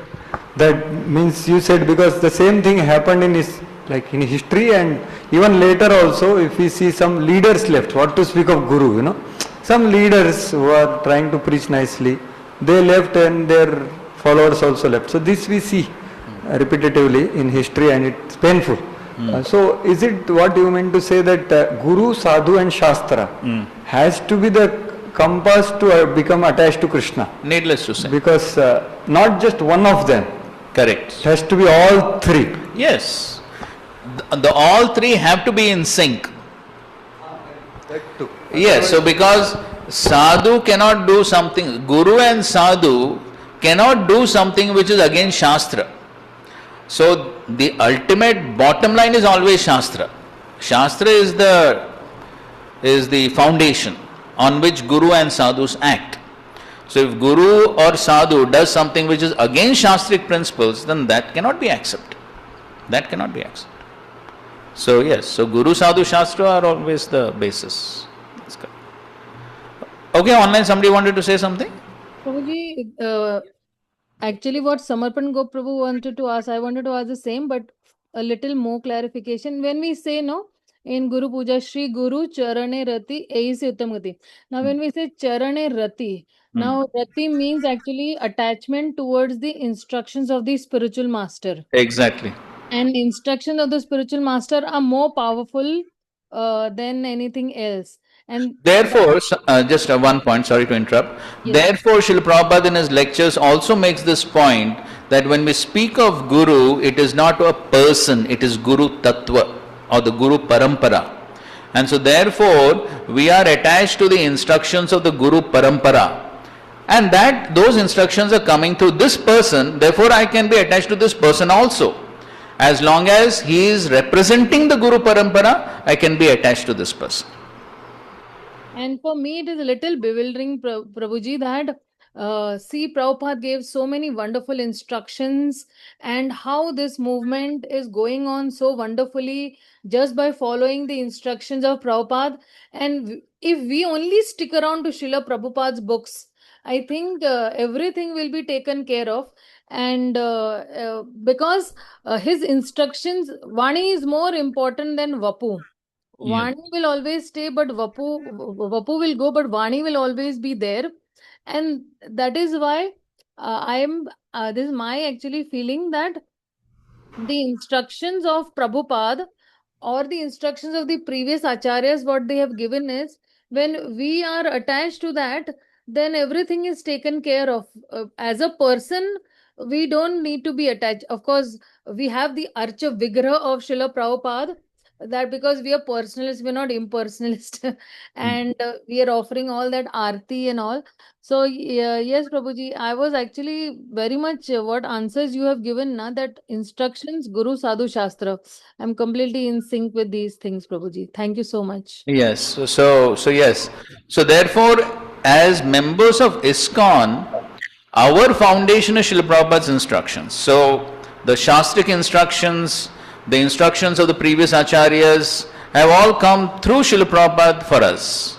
And so therefore, for the next 10,000 years, as long as ISKCON was there, so those instructions have to be the foundational instructions. And all Diksha Gurus, Shiksha Gurus within our society have to be in line with Srila Prabhupada's instructions. That is very essential. That is the special position of Srila Prabhupada. That is not a sentimental attachment to Srila Prabhupada. That is his special position as a founder-acharya. As the founder-acharya, it is the duty of all followers to be in line with his instructions. That is not a sentimental attachment. This is a Shastric injunction. And of course, if you want further clarification, you can read that book of Ravindra Swarup Prabhu, accepted by the GBC. So one more, from 7th canto, the previous discussion that we're doing, 7th canto, 10th chapter and shloka number 1, where in the purport Prabhupada says that when one is allured by material possessions, they are considered to be given by Maya. But when one uses material possessions fully for service, then they are considered God's gifts or facilities offered by Krishna for enhancing one's bhakti. It is devotional service over there. Yes. So this also I am actually understanding now, which you are Am I teaching. audible, Guruji? Too many people are audible.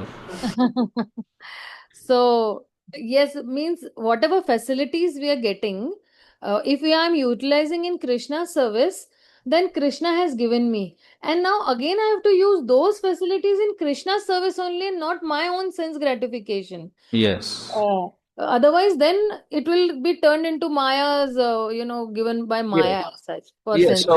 So yes, after coming to devotional service, Krishna may give me some facilities and opulences to use in his service. But if I don't use in his service, then yes, then again it comes down to the material platform.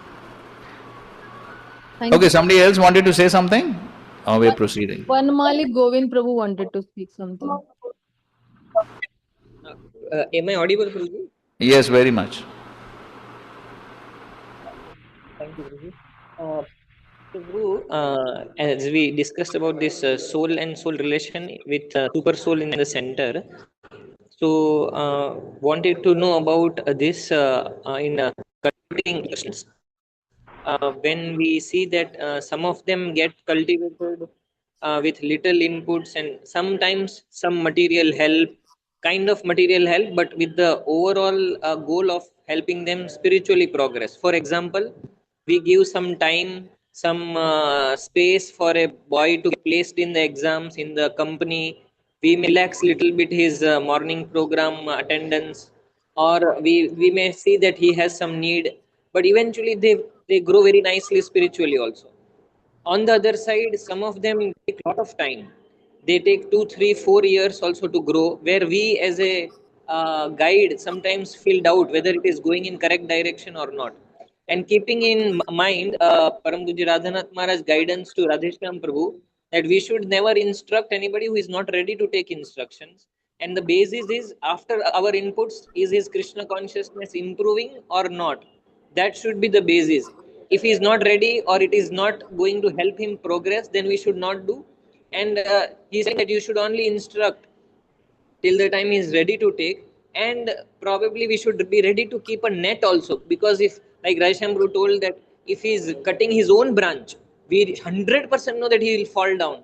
Still we should not instruct, but we should keep a net. So with this guidance, I feel the range with which we should help and accommodate people very, very big, and the tendency to go in a material relation is very, very high. So in this regard, if you can tell some principles, we can make sure it is only towards the super in the center. That will. I don't know, you have already spoken very wonderfully. I don't know what else you want me to speak. Because I have seen when I help the students a little bit, that okay, please do this, and we little bit relax. We don't keep it very rigid. The rules and regulations, sometimes they anyway go away. But if we don't, then sometimes we feel, So ultimately the principle. Okay, so ultimately the principle is basically what is going to help them in their Krishna consciousness. So that's the underlying principle. So if relaxing a little bit is going to help them, then that's what we can do. Of course, everything has to be within certain limits. So we cannot go beyond certain limits, but it has to be case to case. Individually, we have to intelligently decide how much is too much and how much is too less.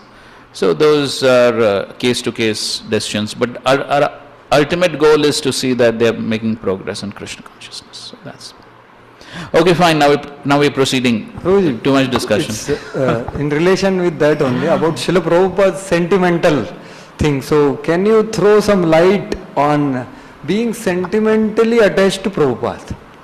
Because you made a profound point of Guru is not a person. Guru is the principle, means connecting to the parampara, to Krishna. So is there anything like this, that being, you said, attachment to Prabhupada and not to that, is not a sentimental attachment to Prabhupada.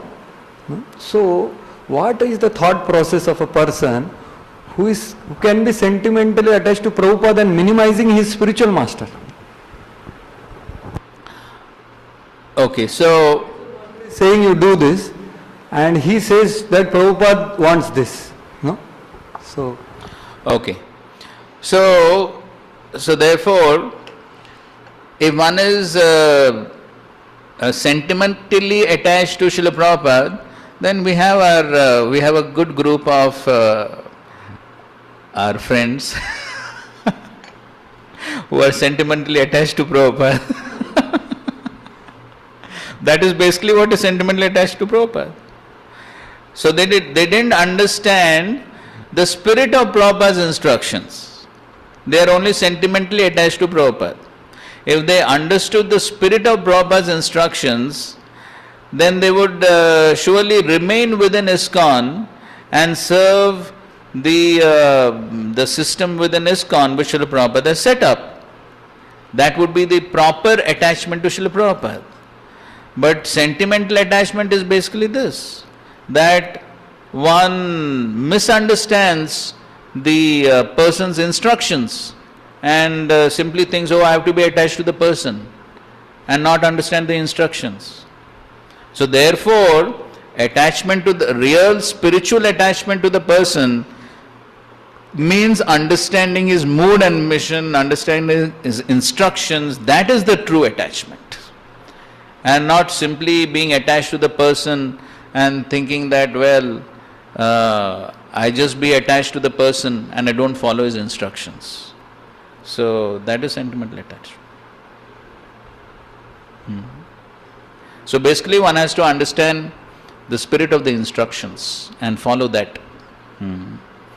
and not simply be attached to the person on a sentimental or bodily platform. Chicken. Yes. Okay, fine. Let's proceed. 4th verse. So why we discussed all this?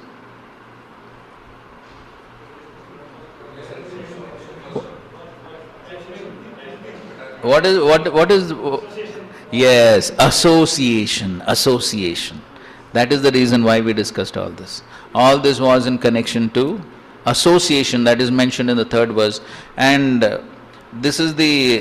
purposefully we went into elaborate discussion because that is the essence of this whole chapter that was told right in the 1st verse.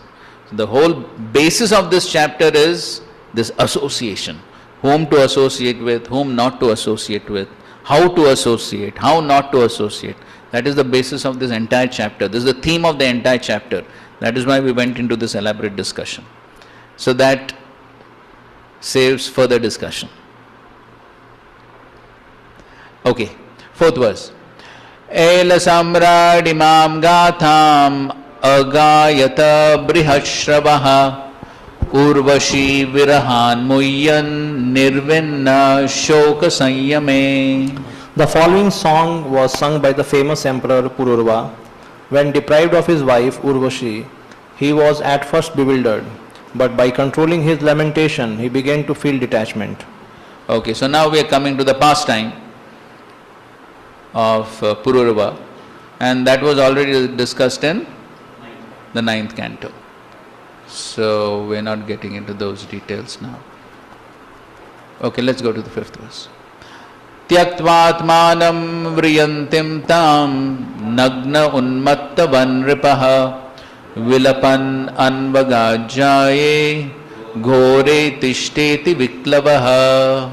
When she was leaving him, even though he was naked, he ran after her just like a madman and called out in great distress, "Oh my wife, oh terrible lady, please stop." So surprising, no? Wife and terrible lady.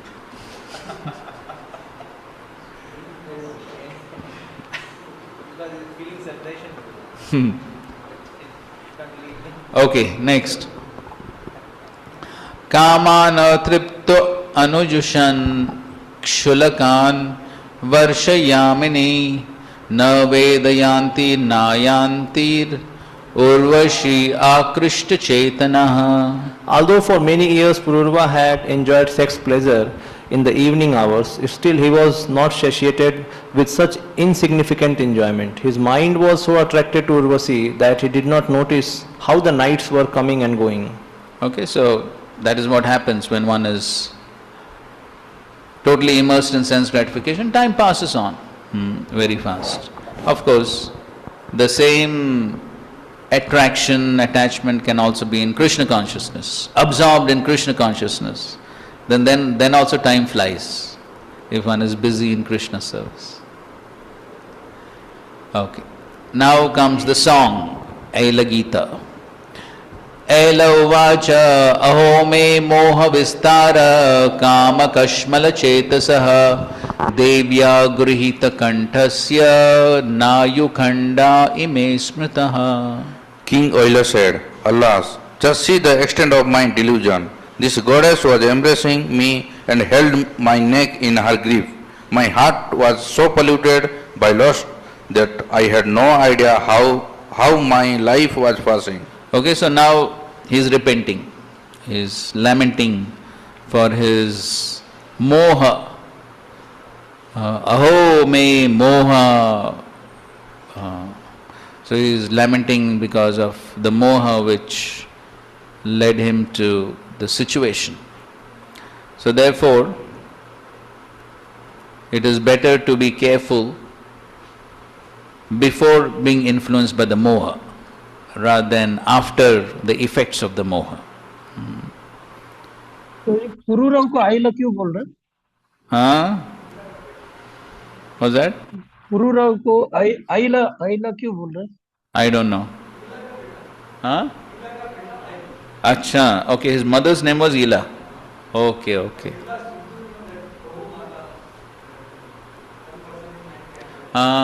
okay.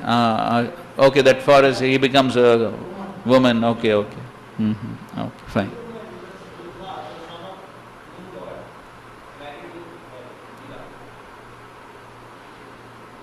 Buddha, the son of moon god, married with Ila, and then this Purura was born. Okay, okay. And this Ila then changes to Sudumna after, because he was lady. Okay, fine. Okay, so that's the reason. Okay. Next. Naham veda binirmukta suryo vabhyudito muya mushito varshapuganam batahani gatanyuta. That lady cheated me so much that I did not even see the rising and setting of the sun. Alas, for so many years I passed my days in vain. Okay, so now all repentance, lamentation is happening. That how he has been cheated and so much time has passed. Okay. Suddenly how Purura got such transformation?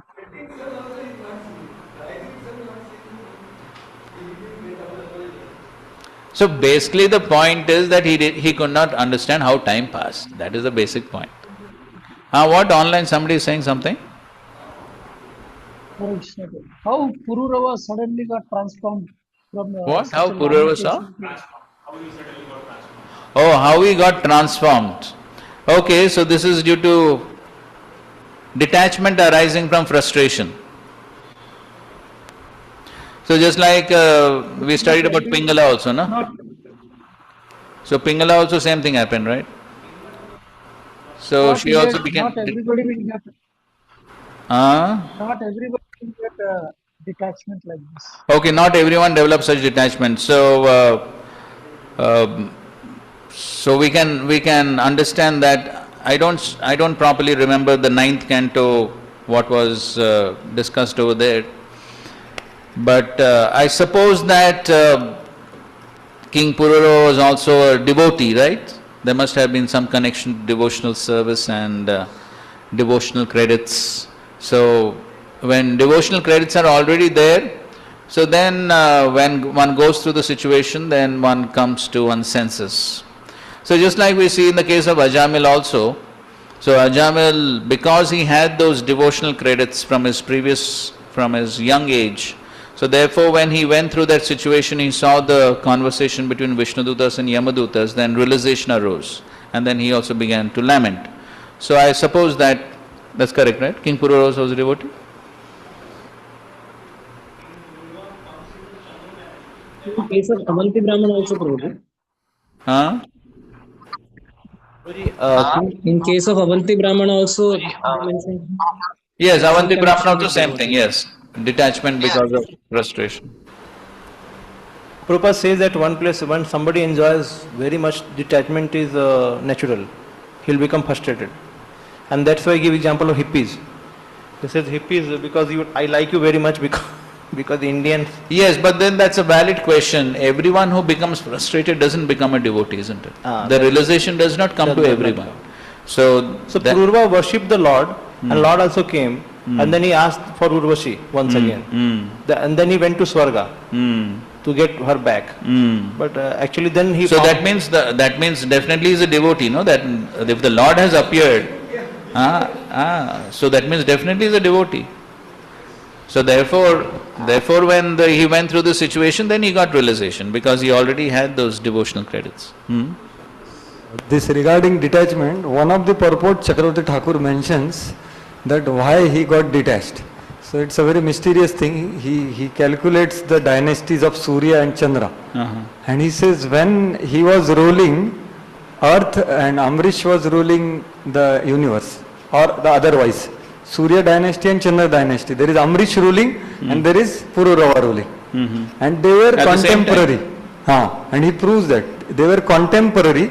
So because of the influence of Amrish Maharaja's devotional service, he got affected. Like that he kind of says I was just searching for that purport where he says that. But he gives that reason. That because of his influence, and certainly you said that he is worshipping Vishnu also. It's not that he was not at all anything. that way. That is one thing. And regarding Pingala, same Chakravarti Thakur says that Dattatreya, she cleaned some garden where Dattatreya stayed. Oh, I see. So there was some devotional some credits. mercy, you know. Some without that, because detachment can't arise like Otherwise, so therefore, even in Bhagavad Gita, Krishna is saying Sukritina. So the Sukriti has to be there, then only one will come to the Supreme Lord. Otherwise, so many people go through frustration, but they don't get this realization. So yes, of course, Purava was definitely a devotee. Vishnu appeared to him means definitely devotee. So when he went through this situation, then these realizations and detachment. no reason. Have you heard why Yayati became detached? Because Yayati had similar experience. And of course, suddenly in those days, these kings were not ordinary kings. Most of them had devotional credits, isn't it? I mean, most. And in that same family, Yadu came, na? Yes, so therefore, these people are not ordinary people, otherwise their names can't come in Bhagavatam.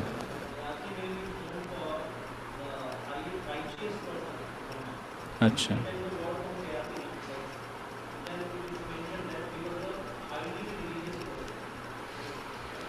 Definitely that connection has to be there, yes. Okay, fine. 8th verse. Nam vedha bhinirmukta suryo. We did this? We read this? Okay, we read this. Okay. Rising or setting of the sun. Okay, fine. So,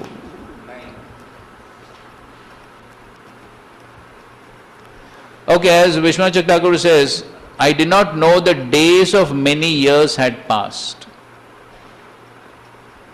And another, he is quoting one verse, and then he says, Ahinir Mukta means a person who sleeps while the sun sets. And Abhyudita means a person who sleeps while the sun rises. So while the sun is setting also he is sleeping, and when the sun is rising also he is sleeping. So that's quite a long sleep, isn't it? But in any case, so in sense gratification, he forgot everything. Roji, one question. What's that? Roji, any character which is, one question to you. Go ahead. Roji, any character who is present in Bhagavatam is pure. Like demons' names are also there. See, we Vena. no, we didn't say that anyone whose name is in Bhagavatam is pure. But the point is that ultimately everyone in Bhagavatam is meant to help us in our devotional service. So the goal of Bhagavatam is devotional service. So therefore, ultimately whatever is in Bhagavatam has a connection to devotional service. That's the point. So it may not be that. So the demons are also present to teach us demons and demoniac qualities of individuals, even of devotees like Indra. So they are teaching us what not to do for our progress in devotional service. So that's how everything is connected to devotional service. Okay, next. Aho me atma sammoho yenatma yoshitam kritaha krida mrigas chakravarti naradeva shikamani. Alas, although I am suffered to be a mighty emperor, the crown jewel of all kings on this earth, just see how my bewilderment has rendered me a toy animals in the hands of a woman. Okay, next. Saparichaddham atmanam hitva trinam iveshwaram yantim striyam chanvagamam nagna unmattavad rudhan. Although I was a powerful lord with great opulence, that woman gave me up as if I were no more than an insignificant blade of grass. And still, naked and without shame, I followed her, crying out to her like a madman. Okay. That's 10, right? Okay, fine. So 10 verses we have finished. We'll continue tomorrow.